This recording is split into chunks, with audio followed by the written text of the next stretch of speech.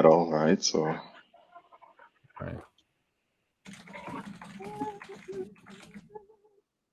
we're gonna start right after that. Maybe just like spend 2 minutes trying to help Mammy, and after that we're gonna be able to start.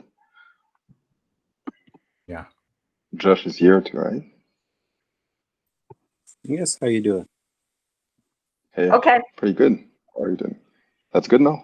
All right, cool. All right, perfect. So today actually we have a meeting with Emmanuel, and during that meeting, Emmanuel is going to go over one technical indicator that we can use on like stocks, use on cryptocurrencies, Forex, anything you want to invest. It's really like technical. So I think it's a really powerful indicator, something that people use a lot, just kind of a reference. So Emmanuel, I'll let you just like introduce us the indicator and like tell us how you use it, and that would be awesome. Perfect. Thank you very much, Bryce. Hope everyone is doing great today. I'm glad you guys joined. So yeah, we're gonna be talking about the RSI, which actually stands for Relative Strength Index. I'm gonna share my screen. So if you guys can just confirm if you can see my screen now. Not yet. Yeah, now we can see it. That's good. Okay, perfect. So yeah, what we're going to be talking about is the relative strength index as an indicator. The overview of what we're going to do today, we'll talk about the RSI. What is it, the RSI, how to use it in terms of strategies, and how you can find some good setups. And then, of course, at the end, I'll talk about the summary of what we talked about, and then kind of a bonus about this strategy. So in terms of what the RSI actually stands for, what it is, basically what it is an indicator that indicates the strength of a trend. What it says, it tells you exactly how the buyers are in the market and how the sellers are in the market. What you need to keep in mind is that this indicator does not take in consideration any fundamental analysis or any fundamental news, such as earnings or anything like that, or any news that can come out in regard to the particular stock. And also, it does not take in consideration any catalytics in the market. Like if there is any crash coming on soon or something like that, it does not take that in consideration. So sometimes people use it as an indicator that can tell you if the market has been overbought or if the market has been oversold. So the way that you set it up, we're going to look into the examples later, but the way that you set it up, you can just go on your chart. I'm just going to take it off. I have it already here. But when you go on your chart, we talked about this at TradingView last time. It's a free tool. You can go get there and get the chart for free. So you go on TradingView, you click on indicators, you type in RSI, and that's the very first one, Relative Strength Index. And here it comes, it's just right here. So when you click on it, when you open it, it's gonna come with what you want to look at is this. What you want to look at are these three things. First of all, the overbought level and the oversold level, and then you're gonna look at the indicator in the middle, the line in the middle, which shows you where the indicator is at the moment. Now, the basic setup is set to 70 and 30. So it's like 30% and 70%. 70%. If the price is above 70%, then the market or the underlying stock is overbought. And if it is below 30%, then the underlying stock is oversold. Okay. Does this make sense to everybody? If this makes sense, you can just type a 1 in the chart.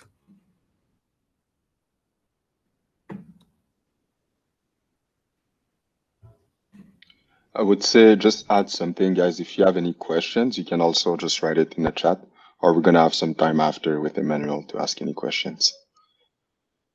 Yeah. But I hope this is pretty clear, right? That's good for now, at least for me. All right. Yeah. So once you know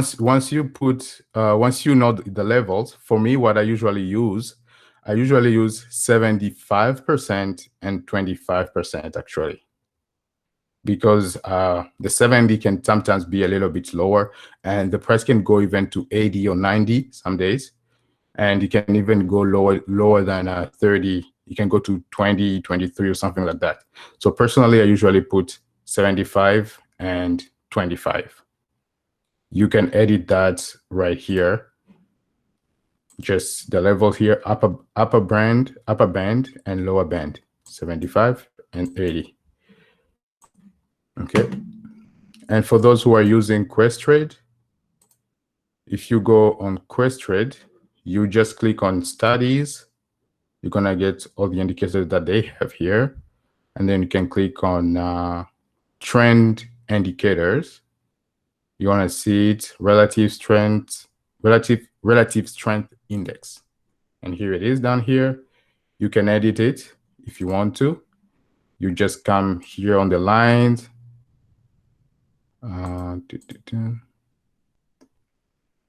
Upper level. Yeah, it looks like you cannot change the levels on Questrade, but here it is. That's the way you add it. It's gonna come normally with 70 and 30 on Questrade. And of course, the other thing that you want to look at is the period. The period that they look at is the period of the last 14 candles. The candles depend on what time frame you are working on. If you're working on a daily time frame, then that means 14 days. If you are working on an hourly time frame, that means 14 hours. 14 hours prior to this current time frame, to this current candle. All right. So what you want to do now in terms of the strategy, how to use it. Let me just get back to this. In terms of the strategy, how to use it, as I said, when it's above 75%, it shows that it is overbought. Now, you don't want to take a short position right away because it's at 75 or 70. But instead, what I can say is start taking your profit. You can take a part of your profit and let the other one run, because sometimes it's actually get to 70, but if the momentum is pretty high, it's gonna keep going until some 80, 90, or even 100. I've seen 100. So yeah, when it gets to 70, you don't want to short the underlying stock, but you can start taking your profit and let it run. And also another thing, when it gets to 30 or below, you don't want to buy right away because it can still keep going down. But what you can do instead is start buying slowly. If you have like $1,000 that you want to put in that stock, you can buy 100. Look, a few hours later, you can buy another 100, another 200, and so on, until you get what you are looking for. And also another thing that you can do, actually, I will talk about this at the end, which is like the divergence. Once you see some divergence on the market, then you can be more confident about the reversal. All right, so let's look at some examples here. I'm gonna look at Tesla. So basically, I have a question, Emmanuel. So you said that you put the RSI indicator at 75 and 25, right? And instead of like 70 and 30. And is it something Personally, that you suggest and like that we should do, or? yeah, that's something that I would say I would suggest to do actually, because 70 is still kind of low. Like it's easy for a stock to get at 70, but there is still room for growth when it's at 70. Yeah, because most of the time when it's reached to some 80, that's when you start seeing a reversal. But when it's at 70, you can still see some upside going. Yeah, most of the time, actually. Yeah. Okay, thanks. So, yeah, just looking at some examples here, you all can see my screen. So I'm looking at Tesla right now. So for example, I'm just gonna, you guys can see where my line is, where my mouse is, my cursor. So Yeah, right here. So right here, after the split, after the stock split, Tesla was at, this is 83. It was at 83. Right after that, it pulled back all the way down to some 43. And by 83, I'm talking about the RSI. So the price, when the RSI was at 83, the price was at 500, and then it pulled down to 325. So the most recent pullback that we had on Tesla. So the price was actually at 83 of the RSI, which tells you exactly that there is a really high, the market is really overbought at that time. If you look at where it is right now, we saw that it had a pretty high momentum recently when it reached 868. The RSI was at 82. And right now it's pulling back a little bit and it's coming down, but I cannot confirm this yet, as this momentum looks doesn't look very strong. Like the pullback doesn't look very strong. It's probably going to consolidate a little bit there before pulling down to the moving average. I can ask a question about, so I know that a lot of people in the group also looking at Tesla, right? So for instance, you see that Tesla was at 82. How would you have like managed that in terms of like, would you have sell everything that you got from Tesla, or like sell some parts of it, or yeah? So when it gets to that point, it depends on the type of investor that you are. If you are a long-term investor and you are looking at holding a stock because you believe in it and you want to keep it for like years and years, then maybe what I would do in that situation, I would sell a part of my profit and keep the cash, wait for the pullback, and then buy more and stay in the trend. I would not sell everything because I am holding it for a long term. So I would just sell a part of my profit and wait for pullback to buy more. But if I was looking at it as a trader, at that point, what I would do, I would definitely sell everything that I had because I'm waiting for a pullback to buy more. Right? And especially like I like trading for big companies like this. I like trading their options. So for me, I would definitely sell my options because if it's an option, once it does a pullback, the pullback will be very extensive on the options. So I would definitely sell my option and try to buy more when it comes low. There is a question from Safia. So right now, looking at Tesla, she's asking if it's a good time to buy, right? So what would you think? According to the RSI, would be great to know.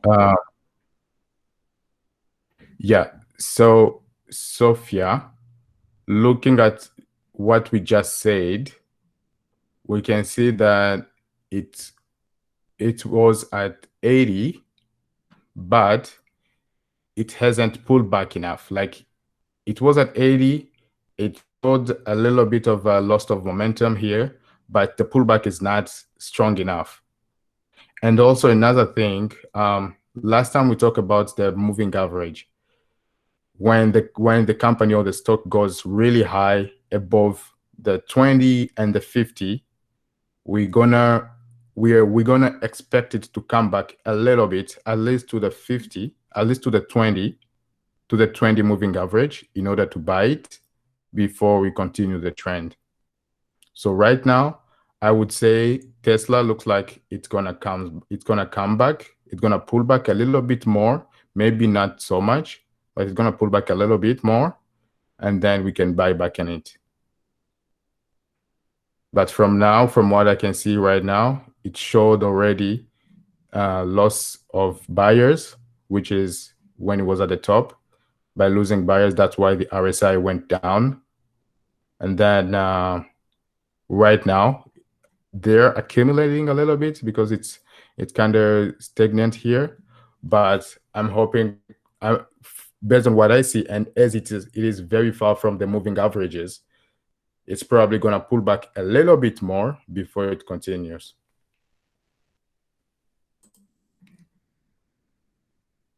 All right.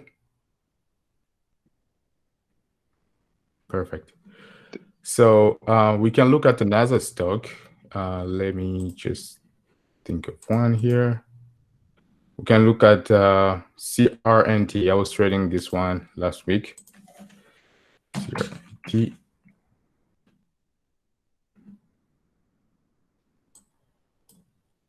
Okay. So if you look at CRNT,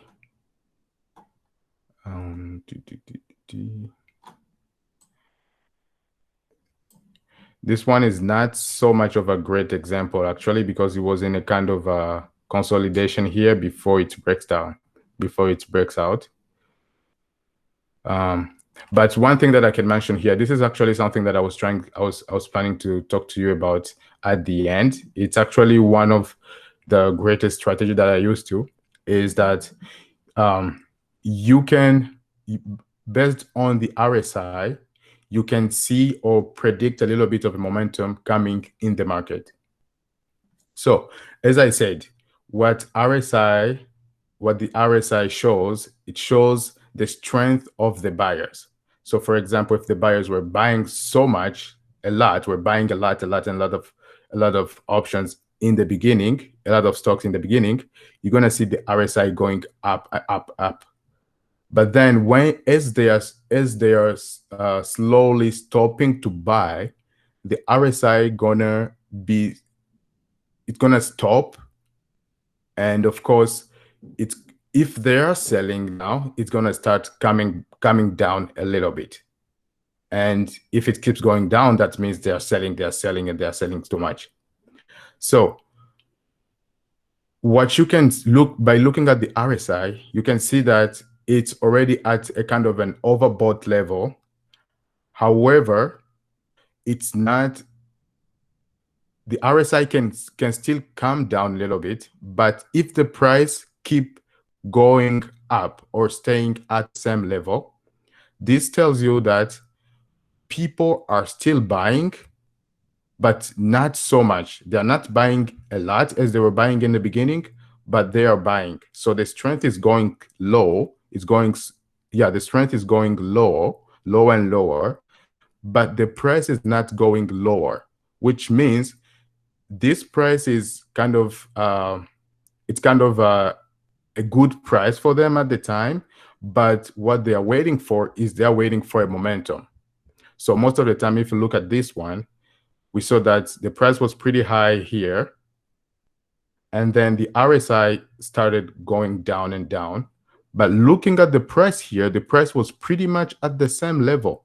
The price never went down, but the RSI was going down as if people are selling. So if you would just use logic here, it means people are not buying, but neither they are selling. They are still holding their stock because they know the value of the stock is important. So they are holding on it. And what that's going to tell you, especially if it's at a support level, like this one was at a support level, what that tells you is that there is momentum coming. And if you get into that, pretty much few days or months after that, you're going to see a really huge upside coming in the market. The same thing happened with X over time. Just Emmanuel, Open it again. sorry to Yeah. interrupt. There is also like a great question from Alfie at the same time. Just is it possible to use that you trading Forex? Okay. So trading Forex, I'm gonna be honest with you guys. Forex is rigged and it is a little bit manipulated by the banks. The price in Forex is set up by the banks. And what you need to understand is that the banks, they can see where a lot of traders are. Even yourself, you can see where a lot of traders are. If you go to IG Sentimentals, you can see how the traders are positioning themselves. It's mostly for retail traders. Now, for the banks to make money, you need to lose money. So what they're gonna do, they will see where traders are. If traders are buying, they're gonna be selling and shorting the price. And when you guys start buying, if you guys start selling, now they're gonna buy and increase the price. So you need to think a little bit contradictory to what is set up, what you see there. Now, the problem with that is that you cannot really use this RSI. It's gonna be a little bit tricky to use because at some point you're gonna see buyers, like the strength is gonna show the strength of buyers, which is going high and high and high, but the person or the entity that is controlling the price doesn't care about what the RSI says. It looks at where are the buyers. You see there is a lot of buyers. It's gonna short the price. Sometimes if you go at slower, some of the currencies that are not traded the most, like one of the currencies that you should avoid the most is Euro USD. That currency is one of the most traded currency, and a lot of banks are on that currency. So if you go at other currencies like GBP, JPY, USD, JPY has been a little bit more traded recently, but yeah, USD, JPY, GBP, Euro, those one, they can be a little bit more accurate with the RSI because those one are not so much traded or so much looked at by the banks. So it's more about you as a retail trader and other retail traders trading together. So you can still use this in Forex, but be very careful which currency you are using it. And when you are trading Forex, this is something you should always put in mind. You are trading against the banks. So put the odds on your side and try to either avoid the banks by avoiding the currency that they trade the most, or put in mind that you are trading against them and look at where other traders are trading, and you can try to think how to trade against that or not be so much convinced about a trend when you see a trend in Forex. Is that clear enough?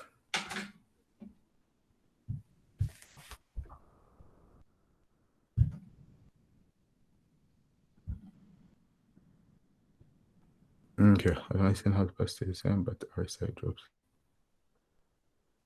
I'm just gonna All right, so I'm just gonna read the question just so everyone that is not looking at the chat. So MG is asking if the price of the RSI, if the price of the stock is still going up, how come the RSI stays at the same level? Yeah. So as I said from the beginning, what the RSI shows is the strength of the buyers. So let's say, for example, the price is like people calculate the stock, people calculate the value of a stock, and they see, oh, based on analysis and everything, this particular stock looks like it should be worth $10. But they look at the market and they see, oh, the stock is trading at $5. So everybody gonna be like, wow, I need to buy this. They're gonna buy and buy and buy and buy. Now, when the RSI see people buying, it's gonna increase because the strength of the buyers is really high. It's relative strength index. It shows the strength of the buyer or the sellers. So it's gonna keep going high and high and high. But once it's reached $10, there's still gonna be people who are gonna be buying, but it's not gonna be as many people as the people that were buying in the beginning, because now it's at a certain price that is like the accurate value of it. Now, not so many people are gonna be buying anymore, but there's still people who are gonna be buying because like they are like, oh, this stock moved so much recently, it's probably gonna continue moving, so they're gonna be buying. But the RSI will be like, okay, last week we saw 1,000 people buying this stock, but this week we just saw 500, so it's going down. Last week we saw 500, but today we just saw 30 or 300. So it's gonna start going down because it's losing momentum. The strength of the buyer is becoming lower and lower. Okay, but the price will still be at the same level, but the strength is going low. I hope that's clear enough. Okay, thank you, MG. All right, so I'm just gonna look at EXO again, and then maybe we can finish by there. EXO, last time we looked at EXO, I think one of the participants asked me what I thought about EXO and if it was going to go up or go down. So when we looked at EXO last time, what I told you, it was around here before the breakout. What I told you is that it was at, so what we saw was that EXO was at a support level, at a resistance level. So this level has been a level that it has been bouncing on for so long. But the RSI was going low. So now one thing that's what I just said before, the RSI can be going low, but if the price is not going low with it, that means people are not selling their stock. So they are holding on it. If somebody is holding on something, then they see the value in that stock. Then there is probably something coming on with that stock. Then there's probably something important with that stock. Otherwise, if they didn't see any value on it, once it reached a level that is considered as an overbought level, they should sell it, right? But if they're not selling it and the price is not going down, then there is probably something with it. So last time when we saw it at this level, the RSI was diverging. By diverging, I mean RSI going down, but the stock was not going down so much as the RSI. So what we determined was that there is an upside coming in this particular stock. And then the next day, what happened was this breakout. So once it stopped at that support level, it actually broke that level and went all the way up to $7. So yeah, this is something that you can use too. This is actually normally like the basic trading strategy for the RSI is that the overbought and oversold level, buying and selling at those levels. But another one or another strategy is very powerful is this one, the divergence of the RSI. If the price is pretty stagnant, but the RSI is going lower and lower, that means there is probably an upside coming, especially if the price is at a resistance level. So this thing, you can think about this. Yeah, another thing that I can add is that when you are trading using the RSI, you should think as the middleman. You know, when you're a middleman, what you're trying to do is that you're trying to find a buyer and find a seller. You find the price that the buyer is willing to buy at, and you find the price that the seller is going to sell it at, and you get something in the middle. So once you see a stock at the RSI, it's about 20, for example, I wouldn't say to right away start like put all your money in that particular stock because it's at 20. No. Why? Because sometimes, as I said, this does not follow fundamentals. There might be like a bankruptcy coming out with that particular stock or anything that you're not informed about yet. So don't just throw your money into it because it's at 20. But instead, what you want to do is look at it, put it on your watch list, and wait for a pullback. Once you start seeing a pullback in the market, which means other people have seen it too, and they are buying it, then you can get in it. You can get into because it starts pulling back up. Now you're gonna get in and wait for it to go all the way up. Once it gets to 70, 75, you can start taking your profit. It doesn't mean that as soon as you get at 75 or 70, it's going to drop right away. No, we saw some that went to 83, 85, and some even went to 90 or so. So it can go higher than that. But do not wait to get all the profit from the particular stock. No, nobody will ever get from the bottom of a stock and get out at the top. No, you always have to be in the middle. So once you see the upside, once you see it getting in the overbought level, you can start taking your profit and stay away. Let the other people run the trend if they want to, but you got your profit and you are out. So yeah, once you think as a middleman, you will understand that you have to be in the middle. Don't be the first person to buy the stock and don't be the last person to sell it. Be in the middle.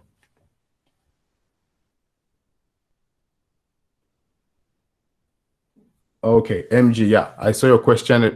You asked me to repeat the part if the RSI is at 20 and wait for the market to pull back. Yeah, let me just try to see one at 20. Okay, so for example, I'm just gonna use this XO here. So for example, when you looking at XO right here, just where my mouse is right now, XO was at $24. No, it was at 24 as to the RSI, and the price was 2.75. But for somebody, once you see this, you can say, oh, it is in the oversold level. Let me start buying it. But actually what happened after that, the price kept going down. It went all the way down to 1.3. So if you bought right away, you would take a really good drawdown here. This is more than 40 or 30%. So you don't want to get down, you don't want to get there. But instead, what you want to do is to see the upside. So after that, after it went all the way down to 1.31, 36, it started gaining momentum again. People started buying it. So here, right after that, when people started buying it, it went all the way back to 20 to 28, 30. So this is the talking about the RSI. So just gonna repeat again. When the RSI was at 25, this is 25. The price looked like it was really oversold, but what actually happened is that it kept going down, which means people kept selling it. And you don't want to get in that because you don't want to take that drawdown on your account. Unless you really have a really big account and you don't mind about getting a good drawdown. But I wouldn't want to take a 80, 40 or 30% drawdown on my account. No. So instead, what you're going to do, if you see it at an oversold level, is to put it on your watch list. You will watch it the next day or the day after. And as soon as you start seeing people coming back in the market, which means people are buying back the stock, so here, the few days after, people started buying back the stock. They started buying it and took it from 1.36 all the way to $2. That's when you can start buying, because now you see, oh, other people have been back in the market and they are seeing profit. They are seeing value in it. Probably it's gonna go back up now. So now you can start getting into it. Okay, but you don't want to be the very first person. You don't want to be like at the really bottom here. No, you want to see an upside. You want to see a little bit of an upside, which confirms your trend, which confirms the reversal. What confirms the reversal is other people buying that particular stock too. So is that a little bit clear now?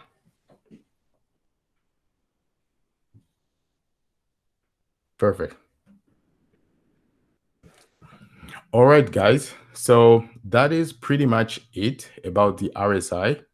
Of course, we cannot talk everything about it right now, but this is like the very basic information that you can use. With this, you can be able to do some pretty good trade in your market. Now, another thing is you can use the combination, and you should use the combination of indicators when you are trading. Like last time when we talked about the moving average, and as you can see on many of my screen, I have both of them. I have the moving average, the volume indicator, and the RSI. So yeah, the RSI is pretty important, but combining it with other indicators is smart. That would be the way to go. Combine it with other indicators, because one indicator can tell you something, but if the other indicator tells you the same thing too, then that confirms with you that this is what is about to happen. And also another thing that you can take in consideration is that when the RSI is pulling back or it's going down, if you have the moving average, it's going to tell you, okay, this is probably just a pullback to the moving average 20 for you to buy more, but it's not a reversal. So depending on what you have on your chart, you can have a better idea of what is actually going on, because it's not always two options, rather like an uptrend or like a continuation of the trend and a reversal, but sometimes there's just a pullback and then continuation of the trend, not always a reversal. So yeah. All right. Yeah, thanks, Emmanuel, for all of that. That was really, really good information. So if you guys have any question to Emmanuel, you can ask them directly in our chat. So if you're not actually in the chat, I'm going to share with you the link for our website, so you can join us there, ask any questions that you want. There is also one question from Paris in Ottawa that is about the brokers. So it's about like which broker to use. So Paris in Ottawa, if you want to stay for like a few minutes after, we can like show you some brokers that you can use. I just want to say that because if other people are also interested, we're just gonna like go over a few brokers. So if you don't know where to start, that would be something interesting. Thanks again, Emmanuel. A really great session. And guys, I would say, yeah, try the RSI and let us know how you feel about it, or if you have any questions. Thank you, Emmanuel. Can we reach out to you if we have any other further questions? Yeah, sure. No problem at all. Okay. Yeah. Thank you. All right. So yeah, guys, feel free to leave if you don't want to hear about brokers. We're just going to talk about brokers. Let's see if Paris and Ottawa, are you still in the call? So here, thank you. Yep, can you hear me? Yeah, we can hear you. So yeah, please go ahead with your question. Okay, yeah, so I'm just looking for some information about like where to start, like where to find a broker for somebody who's just getting into investing, and also if there are similar apps here in Canada that are similar to Robinhood, I think it is, where people can just start trading without a broker if they're if they're courageous enough to do so. Okay. So in terms of brokers, so what I would suggest, if you are in our group, so like in our WhatsApp group, there is a lot of people using Wealthsimple and some other people using Questrade. Sometimes it's great to have that, like if you have a group of people around you using the same brokers, so at the same time we can like share tips and stuff. I'm just gonna find the links for you so you can take a look at it. Okay. Those are great if you want to trade. This one is Questrade, and I'm just gonna share. Yeah, I'm gonna share Wealthsimple as well. I just want to make sure you're in Canada, right? Yes. Yeah. Mm-hmm. Sorry, And you were going to ask. One I was thing. going to say, are these safe apps? Like they're yeah, are they safe? Like in terms of, because I think I was signing up for Wealthsimple and it was asking me for a lot of personal information. I wasn't sure if that's like standard. Mm-hmm. So in terms of like brokers, it's always difficult. What is great is that like me personally, I'm using Questrade, and I've been using Questrade for about like 6 years, I think. Never really had an issue with them. So I know a lot of people also using it. So it's also great to like have that feedback, right? So that's the reason why I'm saying that. I know that Josh in the group is using Wealthsimple, have been using it for many years, and a lot of other members in the group as well. So it's really great to have that. Other than that, there is also the banks. So if you want to like buy stocks, if you are with RBC, TD, you can go with their investing department. So RBC, I know it's direct investing. You can start there, and it's great because like at the same time you have kind of the RBC support if you need it, right? So they can like direct you, Right. and it's RBC, so you can like talk to them. Okay. And so it's common that these apps will ask for your social insurance number. Is that, because I'm pretty sure Wealthsimple asked me for that. Sorry, it's cutting a little bit. I couldn't hear the question very well. Oh, sorry. So I'm That's saying it asks, I'm thinking if I can remember correctly, it asks me for my social insurance number to sign up. Is that, yeah, that's going to be common? Yeah. Okay. Yeah, exactly. It's common. I'm gonna tell actually why. The reason is that a lot of time if you buy stocks, there is also like laws about like how many shares of a company you can have, right? So like, for instance, yeah, exactly. So if you're too involved, sometimes you cannot even buy stocks of a company if you already own part of the company, right? So that's why they keep track of that. And it's also for tax purposes, for sure. Okay, good to know. Thank you. Yeah, but yeah, be careful with that. And it's great that you ask as well, because like you don't want to give all of that information to a broker you don't trust, for sure. Right. Okay, thank you so much. Yeah. Thank you, Emmanuel. Yeah, no worries. No problem. Another thing that I can add, just in terms of the brokers, Wealthsimple, of course, it's as the name says, very simple. You can only buy and sell. You can only buy and sell stocks there. They do not have a platform like Questrade where you can like do your analysis and all the stuff, putting your targets.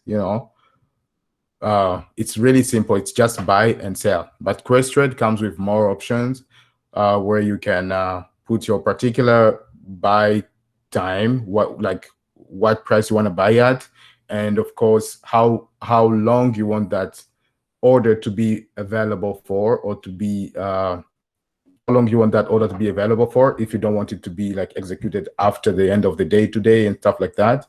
And of course you can put some stop loss, which means if the price comes to a certain level, they need to get you out as soon as possible.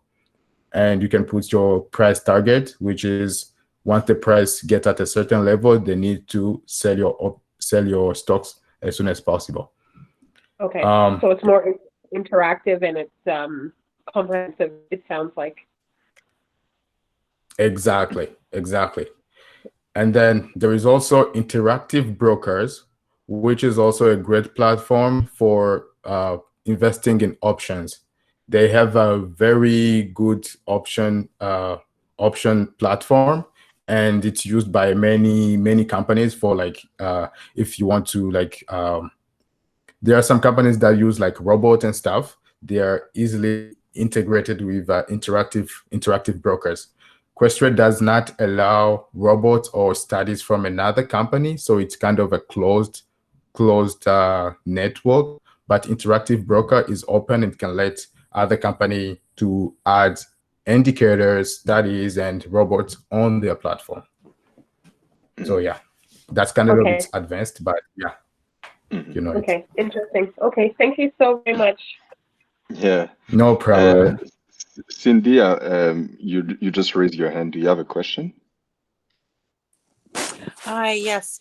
You just gave a couple of websites for which you can do your own trading. It would be the person who signs up for or joins this whatever platform on the website. But what if you want to have an advisor, like a broker who will advise, this is the, stock that I believe is doing this, this, and this. And I would say, and he would say, this might be a good time now to buy it. Do you know what I mean? So isn't that what brokers do as opposed to, Yeah, and I just wanted to add to that question as well, because I'm curious about that as well. And also, like, do you have to pay, like, what is the cost for a broker, like, for their services? Emmanuel, I'll let you answer this one. Okay, just a second. So in terms of advisor, the banks, they do have their advisors. But most of the time, to be honest with you, it's actually them advising you to take your money. They're going to invest your money and they will give you a certain percentage, which is going to be like 1 to 3% or 5%, but they're making more on it. That's in terms of the bank, having an advisor from the bank, investing with the bank, with the advisor. Also, the second option too is that you can work with research companies. There are research companies like Palm Research and stuff like that. What they do research on different companies, and then they will send you quarterly or monthly or yearly, depending on your subscription. They will send you list of stocks that they are looking at. It's going to be, they will be like, hey, this is the stock that we are looking at. You can buy at this price from the range of this, let's say 40 to 60. And we are looking at a target to $100 per share, for example. And they're going to tell you the reason why. So they're going to be like, this stock invests in this, they work in this and this and this, and the upside that we are seeing is this and this and that. But for those services, they charge. Some of them, I've seen some that charge like from $200 to $700 a month or a quarter, depending on your subscription. There are also other platforms or companies that can let you join their trading room, which is more for trading. It's more for like day trading. They will open their trading room at 9 a.m. or 9:30 to 10 or 10:30. And they will be telling you, hey, I'm looking to buy this right now. As they are talking, you need to be active. As they are talking, they say, hey, I'm going to buy this. I'm looking at an upside and getting out at this price. So if you are there, you see it's something good, you can buy it too and get out as soon as you're done. You got your profit, you got your trade, good. So it's just going to be like a room. You are in the same room with them. They're telling you, this is what I buy, this is what I sold, this is what I do, this is what I do. So there are some companies that offer that. And also another thing is you can also have so to be an advisor or to be a research company, you need a license and stuff like that to sell something like that. But there are also other people who can share their idea or share their opinion by just telling you, hey, this company looks a little bit like this, and I'm seeing some upside to this and that, and I may be looking at this company. So they will tell that to you not as a not as an investment advice, but as an educational purpose, or as something for educational purpose. Now you will take action based on your own research or your own understanding, and you will be liable of everything that comes out of that. They're not liable of anything from your decision. So those are, most of the time, those are like individual who can offer stuff like that. Hey, thank All you. right. You're welcome. Thank you. No All problem. All right. So I guess, yeah, that's the end of our meeting. And yeah, thanks guys for joining. If you have any questions, as I just shared the link of our website, if you want to like join our WhatsApp group or something, so we can ask questions directly to Emmanuel. Otherwise, yeah, thanks a lot, Emmanuel, again for all of that. And yeah, I wish you a great evening, guys. Oh, wait, there is like a little question from MG at the end. Just what is this group about? So it's basically like a group where we share tips about stocks investing and different type of investing. We go sometimes into cryptocurrencies. There is also other types, like last time we had a meeting about real estate. So it's really like a place where we can share knowledge. So some people are more experienced, and it's great because we can, like, if you have a question about like a transaction, a company you think about buying stocks of, so you can just like ask it to the group. And it's great because sometimes some other people also like having the same stock and they can share their opinion about it. So it's really like kind of a group where we share all of that knowledge between us. No, we're not selling anything. So we're just having those meetings. And yeah, I encourage you to, yeah, always just join our meetings. If you follow us on Meetup, everything is posted there, so you can see all of our meetings. If you want to take part of the discussion, you can just join our groups. And we also have Facebook and Instagram, so if you want to join us, you're welcome. All right, great. If me and Emmanuel are the group leaders, we're part of the administrator of the group. So basically, like, yeah, we started the group last year, and yeah, Emmanuel was also involved at the beginning of the group. So yeah, this is what we do, and Emmanuel is really kind of our expert in stocks options. So like, if you have any questions, it's always great to ask him. I always ask Emmanuel questions once I'm thinking about buying a stock. So I also encourage people to do it.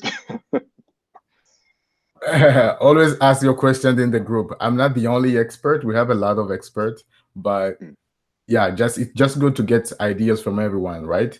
Yeah. Yeah. All right, So MG. Thank you very much. All right, just one thing.